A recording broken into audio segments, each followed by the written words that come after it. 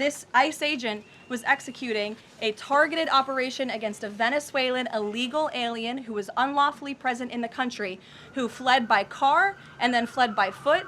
And when this ICE agent tried to detain the individual, 3 more of his comrades came rushing out of a house and started ambushing and attacking the ICE agent.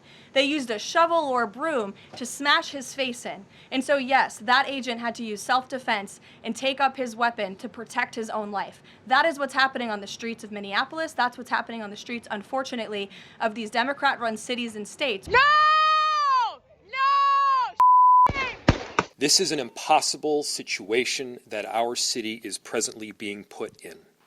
And at the same time, we are trying to find a way forward, to keep people safe, to protect our neighbors, to maintain order. I describe it as violent and a violation of the law in many places. I discussed with the president this morning several things that we are dealing with under the department and different operations.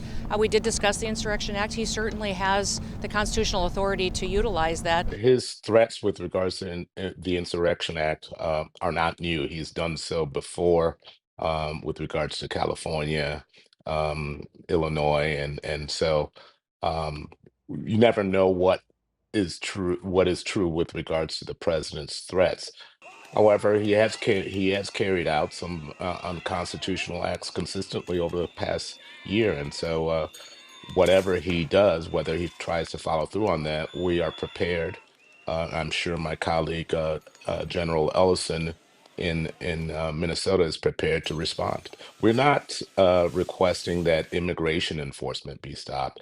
We're requesting that it be done in the appropriate manner. I'm a U.S. citizen. Do you have an ID on you, ma'am?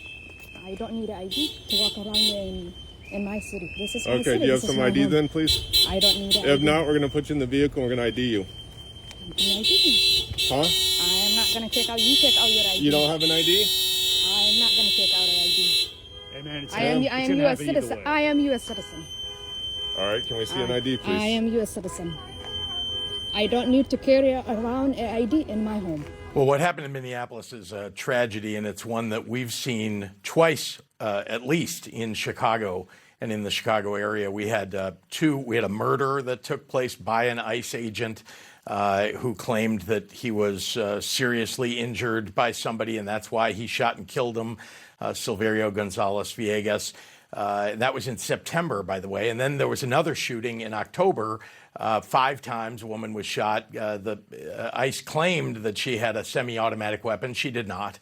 But each time, the DHS, Kristi Noem, and her assistant secretary, Tricia McLaughlin, have put out statements within minutes, usually maybe within the hour, putting facts forward. At the beginning, we didn't know what the facts were because there weren't cameras on the situations.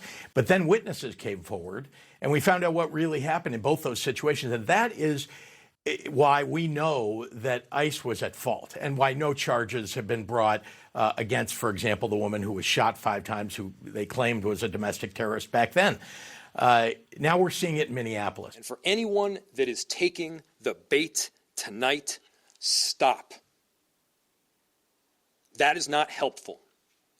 Go home. We cannot counter Donald Trump's chaos with our own brand of chaos. And I have seen thousands of people throughout our city peacefully protesting. For those that have peacefully protested, I applaud you. For those that are taking the bait, you are not helping, and you are not helping the undocumented immigrants in our city. You are not helping the people that call this place home. If you agitate, you have to realize something comes with agitation. Throwing things at the police officers, spitting on them, that's considered assault.